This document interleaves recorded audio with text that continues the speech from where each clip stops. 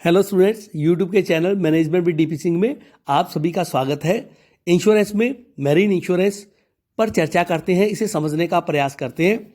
Meaning and definition of marine insurance, समुद्री बीमा का अर्थ क्या है, इसकी परिभाषाएं क्या है। सामान्य शब्दों में समुद्री बीमा एक ऐसा अनुबंध है जिसमें बीमाकर्ता किसी भी जहाजी माल, भाड़े या जहाज संबंधी किसी भी संपूर्ण या आंशिक हानि की पूर्ति का वचन देता है और बीमा पत्र में उल्लेखित कारण से समुद्र में या अन्य किसी स्थान पर यदि कोई हानि होती है, क्षति होती है, तो उसकी पूर्ति करने का वचन देता है। तो ये समुद्री बीमा के अंतर्गत आता है। डेफिनेशन में Indian marine insurance act under section 3 के अनुसार भारतीय समुद्री बीमा अधिनियम की धारा 3 में समुद्री बीमा एक ऐसा ठहराव है जिसके द्वारा बीमाकर्ता बीमित को इसके अंतर्गत निश्चित विधि एवं सीमा तक समुद्री हानि अर्थात समुद्री साहस की सहायक हानियां जो भी इसके साथ जुड़ी हुई हानियां हैं उसकी पूर्ति का वचन देता है।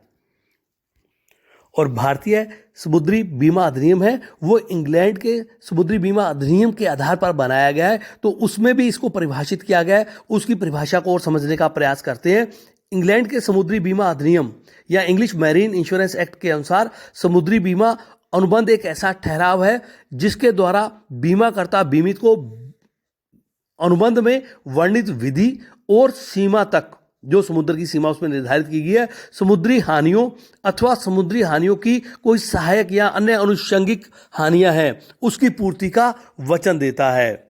दूसरी डेफिनेशन एनरोल्ड के अनुसार समुद्री बीमा अनुबंध एक ऐसा अनुबंध है जिसके अंतर्गत एक निश्चित प्रतिफल के बदले एक पक्षकार दूसरे पक्षकार को उन विशिष्ट संकटों, समुद्री जोखिमों से हानि की रक्षा का वचन देता है या उसके दायित्व को उठाता है जो किसी विशिष्ट यात्रा या विशिष्ट अवधि के भीतर समुद्रिक अभियान में व्यापारिक जहाज या अन्य किसी हित को हो सकती हैं।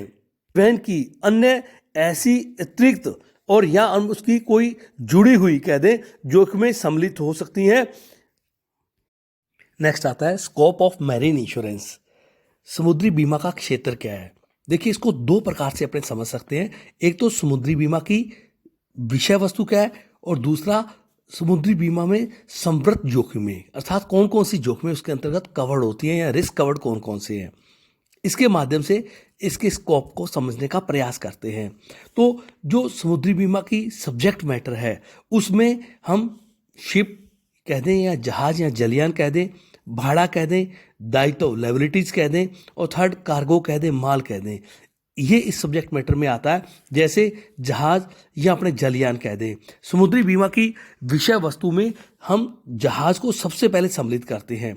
जहाज में समुद्री यात्रा और माल का परिवहन किया जाता है और जलयान को समुद्र की अनेक प्रकार की जोखिमों का सामना करना पड़ता है। फलतः समुद्री बीमा में जलयान का बीमा बहुत अधिक महत्वपूर्ण होता है।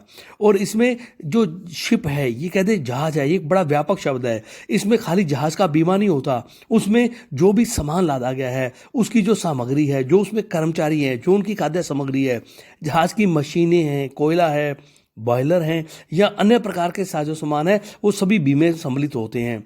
और जहाज की प्राय वार्षिक इनका बीमा करवाया जाता है। और कभी कभी क्या होता है कि यदि किसी कंपनी के पास बहुत से जहाज हैं तो वो क्या करते हैं, सभी जहाज़ों का एक साथ बीमा करवा लेते हैं जिसको अपने फ्लीट इंश्योरेंस कहते हैं। और इससे जहाज का प्रीमियम, प्रति जहाज है वो प्रीमियम बहुत कम आता है। दूसरा इस विषय वस्तु में आता है भाड़ा कह दें। समुद्री बीमा की विषय वस्तु में जहाज का जो भाड़ा है, इसके भुगतान संबंधी और अनुबंध की शर्तें जो हैं वो माल के गंतव्य स्थान पर पहुंचने अथवा अग्रिम रूप से इसके अंतर्गत किया जा सकता है। यदि माल के पहुंचने पर भाड़े का भुगतान किया जाता है तो जहाज के स्वामी को किराए की जोखिम उठानी पड़ती है। यदि माल मार्ग में नष्ट हो जाता है तो भाड़े की क्षति होती है। ऐसी स्थिति में वह भाड़े का स्वयं का बीमा करवा लेता है और भाड़े को सुरक्षित कर लेता है। इससे हम फ्रेट इंश्योरेंस कहते हैं। किंतु यदि जहाज के स्वामी को जहाज का भाड़ा अग्रिम प्राप्त कर लिया है और उसे भाड़े का बीमा करवाने की आवश्यकता नहीं पड़ती तो ऐसी स्थिति में माल का स्वामी ही भाड़े का बीमा करवाता है। किंतु माल का स्वामी इसका पृथक बीमा नहीं करवाता, बल्कि वो माल के साथ ही भाड़े की राशि को, माल के जो बीमे की राशि करवाई जाती है, बीमा करवाया जाता है माल का, उसके साथ भाड़े की राशि को जोड़कर उसका बीमा करवा लिया जाता है। थर्ड आता है लायबिलिटी, दायित्व। समुद्री बीमा की विषय वस्तु के अंतर्गत हम जो तीसरा फैक्टर शामिल करते हैं दायित्व है। किसी भी जहाज के स्वामी की तीसरे पक्षकार के प्रति जो उत्पन्न हो सकते हैं, ऐसे दायित्व जहाज द्वारा तीसरे पक्षकार को क्षति पहुंचने के कारण से उत्पन्न होते हैं। उदाहरण के लिए यदि हम कह दें कि जहाज किसी दूसरे जहाज से टकरा जाए, किसी बंदरगाह को क्षतिग्रस्त कर दे, तो जहाज के मालिक को दूसरे जहाज या बंदरगाह की क्षतिपूर्ति करने का दायित्व उत्पन्न हो जाता है। तो ऐसे दायित्वों की पूर्ति का भार बीमा करवाकर बीमाकर्ता पर या बीमा कंपनी पर डाल सकता है, और इसके दायित्व का बीमा अपने समुद्र में दायित्व का बीमा के नाम से इसको जानते हैं। फोर्थ इसके अंतर्गत आता है कार्गो, कह दे माल।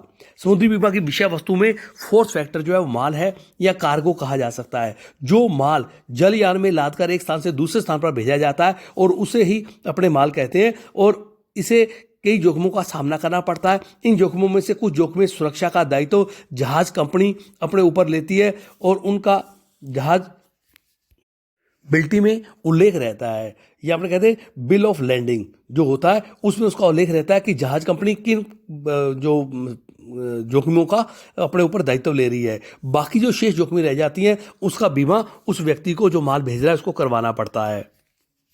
दूसरा इसका मेन पॉइंट आता है रिस्क कवर्ड, कौन कौन से हैं, या कह दे समुद्री बीमा में संवृत जोखिमें हैं। उसमें आता है पहला अपने कह दे समुद्री संकट या जोखिमें। इस बीमा में समुद्री संकट या जोखिमें जो हैं उसको शामिल किया जाता है, जैसे एक जहाज दूसरे जहाज से टकराने पर, या हम कह दें जहाज के चट्टान से टकरा जाने पर, डूब जाने पर, दलदल में फंस जाने पर, या उलट जाने पर कोई जो क्षति होती है वो इसके अंतर्गत सम्मिलित की जाती है जोखिम में। इसी प्रकार अग्नि आ जाता है, जहाज में आग लगने पर, कोई विद्युत फायर हो जाने पर, या उसमें विस्फोट होने की स्थिति में उसका बीमा करवाया जाता है। थर्ड इसके अंतर्गत आता है जो नाविक हैं वो कर्तव्य भंग कर दे, या अपने कह दे वो दगाबाजी या कोई धोखेबाजी कर ले, तो जहाज का जो स्वामी है वो जहाज को जहाज के कप्तान, कर्मचारी और अधिकारियों को सौंप देता है, और ये व्यक्ति ही गंतव्य स्थान पर माल ले जाने का कार्य करते हैं। किंतु कभी कभी वो लापरवाही कर लेते हैं जानबूझकर यहाँ जाने में, और कभी जानबूझकर धोखाधड़ी के उद्देश्य से माल को क्षति पहुंचा देते हैं, या वो किसी अन्य स्थान पर लेकर जाते हैं, या भाग जाते हैं, या बेच देते हैं, तो इससे उनको हानि होती है। तो ऐसी स्थिति में उनके द्वारा ऐसा कोई नुकसान होने पर उसका बीमा करवाया जाता है, जो इसके अंतर्गत शामिल रहता है। फोर्थ इसके अंतर्गत आता है जेटिसन, या कहते हैं माल प्रक्षेपण। कभी कभी क्या होता है जहाज ऐसे संकट में फंस जाता है, ऐसी स्थिति में फंस जाता है कि उसे निकालने के लिए जहाज के माल को कम करना पड़ता है, उसके भार को कम करना पड़ता है, और वो जहाज में लदे हुए माल को समुद्र में फेंक देते हैं। और कभी कभी जहाज के किसी हिस्से को अलग करना पड़ जाता है, जिससे अधिकांश या संपूर्ण जहाज की जो क्षति है वो बच जाती है। तो ऐसे प्रयास को तकनीकी भाषा में जेटिसन ही कहते हैं या प्रक्षेपण कहते हैं। तो इस प्रकार की यदि क्षति होती है तो समुद्र बीमा के अंतर्गत उसको भी कवर किया जाता है।